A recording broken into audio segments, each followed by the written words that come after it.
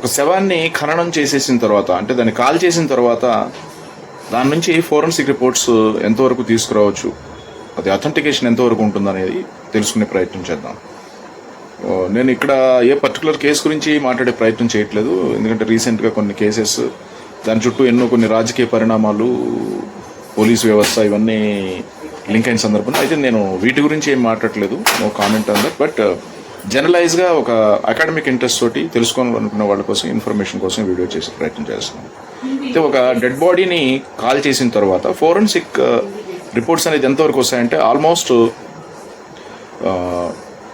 0 అని చెప్పలేం, కానీ పాసిబిలిటీ చాలా లిమిటెడ్గా ఉంటుంది. కారణం ఏంటంటే ఒక డెడ్ బాడీని కాల్ చేసిన తర్వాత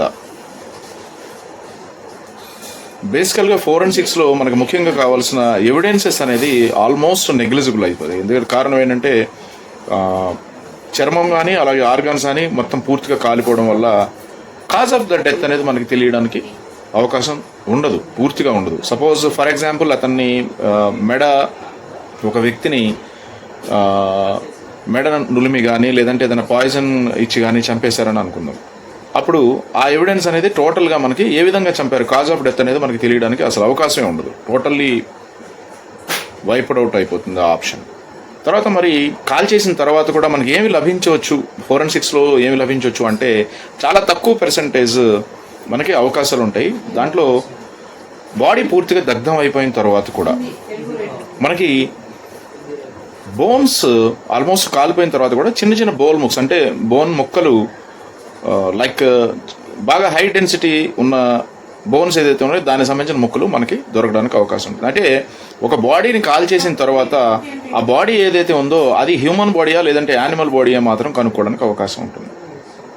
అది హ్యూమన్ బాడీ అని అనుకుందాం. దాని తర్వాత ఆ వ్యక్తి ఎవరు అనేది అతనికి పాత డిఎన్ఏ శాంపిల్స్ మన దగ్గర ఉంటే వాళ్ళ ఫ్యామిలీ మెంబర్స్ ద్వారా డిఎన్ఏ తీసుకుని, అలాగే ఈ డిఎన్ఏని కూడా కంపేర్ చేయడానికి డిఎన్ఏ అనేది ఆల్మోస్ట్ చాలా వరకు దొరకడానికి అవకాశం ఉండదు. ఎందుకంటే బాడీ ఏదైతే ఉందో అది 700 to around 1000 degrees Celsius దగ్గర మనకి బర్న్ అవుట్ జరుగుతుంది. సో డెడ్ బాడీ బర్న్ అయిపోయిన తర్వాత ఆ 700 నుంచి 1000 degrees Celsius దగ్గర బర్న్ అయిన తర్వాత డిఎన్ఏ అనేది ఆల్మోస్ట్ వైప్ అవుట్ అవుతుంది. ఎందుకంటే మనకి సాఫ్ట్ టిష్యూస్ ఏది దొరకవు, తర్వాత మనకి ఇంకా మిగిలిన బోన్స్లో కానీ అక్కడ దొరికే డిఎన్ఏ కూడా ఆల్మోస్ట్ నెగ్లిజిబుల్ అయిపోతుంది. అయితే మనకి దొరికే అంశాలు ఏంటి అంటే కొన్ని ఆప్షన్స్ ఏంటంటే బోన్స్ మొత్తం కాలిపోయిన తర్వాత కూడా ఆ డెడ్ బాడీ ఏదైతే ఉందో డెడ్ బాడీ బోన్స్ అన్ని కాలిపోయిన తర్వాత కూడా మనకి పళ్ళ ద్వారా డిఎన్ఏ శాంపిల్ దొరకడానికి అవకాశం కొంతవరకు ఉంటుంది. అంటే మొత్తం ఎంటైర్ బాడీ చర్మము అలాగే ఆర్గాన్స్ మొత్తం కాలిపోయిన తర్వాత కూడా డెడ్ బాడీ నుంచి మనకి డిఎన్ఏ దొరికే పాసిబిలిటీస్ ఎక్కడ ఉంటాయంటే హై డెన్సిటీ బోన్స్ ఏదైతే ఉన్నాయో దాని ద్వారా డిఎన్ఏ దొరకడానికి చాలా తక్కువ అవకాశం ఉంటుంది. అలాగే పళ్ళ నుంచి డిఎన్ఏ శాంపిల్స్ తీసుకోవడానికి అవకాశం కొంతవరకు ఉంటుంది. అయితే చాలా వరకు వైపౌట్ అయిపోతుంది.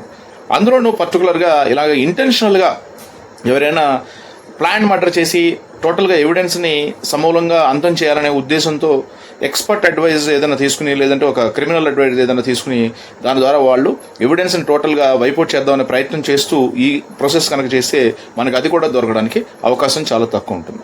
ఇక్కడ ఏమైపోయింది, మనకి సాఫ్ట్ టిష్యూస్ లేవు, బాడీ నుంచి ఏదైనా డిఎన్ఏ శాంపిల్ దొరకడానికి అవకాశం లేదు. సో దానివల్ల మనకి కాజ్ ఆఫ్ డెత్ అనేది టోటల్గా తెలియడానికి అవకాశం లేదు.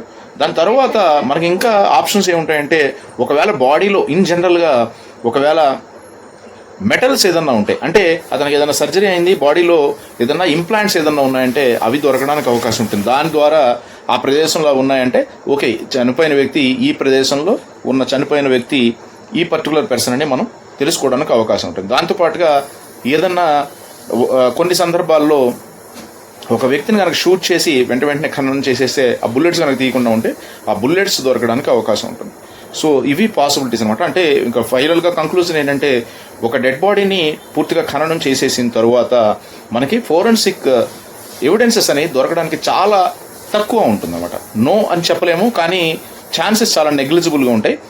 అయితే ఫోరెన్సిక్స్ టీమ్స్ మనకి సర్కమ్స్టాన్సెస్ ఎవిడెన్సెస్ వల్ల, అంటే ఒకవేళ డెడ్ బాడీ దొరకకపోయినా కూడా ఫోరెన్సిక్స్ టీమ్ వాళ్ళ ఆ పర్సన్ ఎవరైతే ఉన్నారో, చనిపోయిన వ్యక్తి ఎవరైతే ఉన్నారో అతని కాల్ రికార్డ్స్, అలాగే సీసీటీవీ ఫుటేజ్, తర్వాత మనకి సాక్షులు ఎవరైతే ఉన్నారో వాళ్ళని క్రాస్ ఎగ్జామిన్ చేయడం వల్ల దొరకడం అనేది మనకి అవకాశం ఉంటుంది. అయితే ఒక్క విషయం మనం గుర్తుపెట్టుకోవాల్సింది ఏంటంటే, మనకున్న సిస్టమ్స్ కానీ మనకున్న ఎక్స్పర్టైజ్ కానీ ఇది చాలా అద్భుతంగా ఉంది ప్రజెంట్. ఏ కేసు